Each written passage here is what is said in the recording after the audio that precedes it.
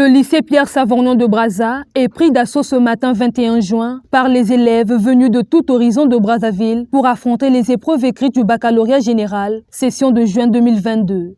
Là, nous sommes d'abord ici là dehors, on patiente pour que les épreuves se déroulent normalement. Non, je ne suis pas stressée, je sais que c'est la première fois que je fasse l'examen.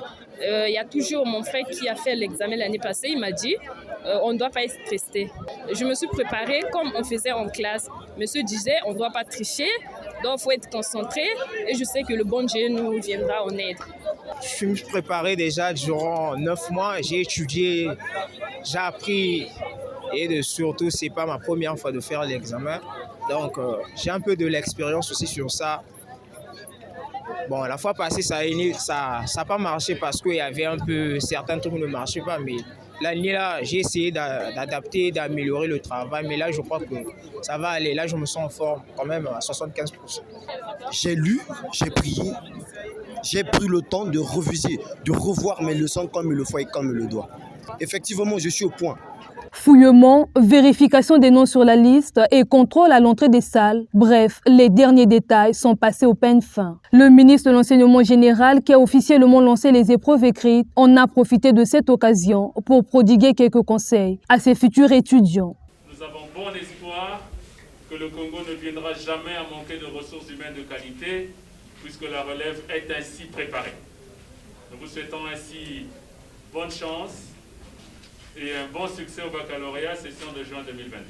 244 centres sur l'ensemble du territoire national pour 94 477 élèves. Ces candidats de toutes séries confondues ont planché sur les mathématiques.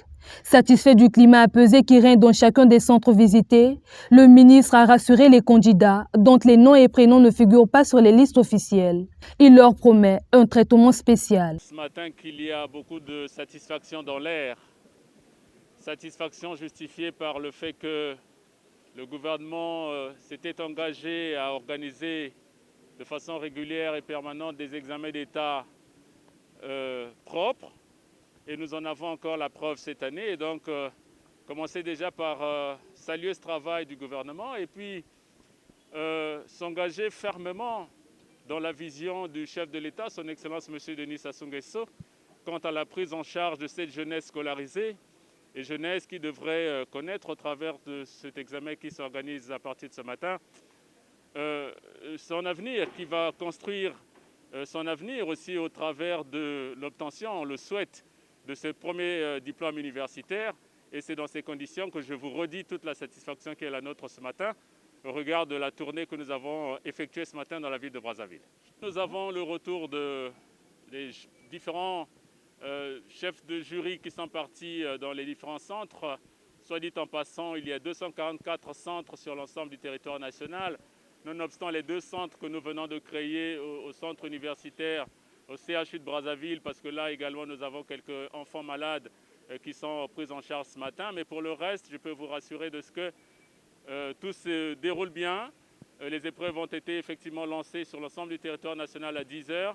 Et tout fonctionne à merveille et c'est le même retour que nous avons du côté de Luanda et du Cabinda. Les candidats qui n'ont pas leur nom sur les listes sont généralement pris en charge également dans les différents centres les plus près de là où ils se trouvent et leurs copies seront placées dans des enveloppes spéciales et seront traitées normalement sans inquiétude aucune.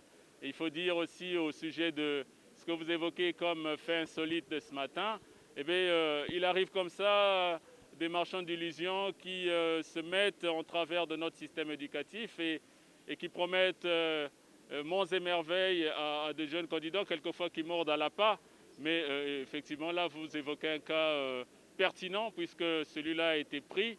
Il va devoir donc dévoiler tout son stratagème et puis il sera livré au service de police et de sécurité et des enquêtes vont être menées pour voir si derrière, il n'y a pas toute une organisation diabolique qui fonctionne et qui pourrait ainsi mettre en déroute de nombreux candidats au baccalauréat de cette année. Ce baccalauréat général session de juin 2022 affiche une forte participation féminine, soit 48 341 candidates.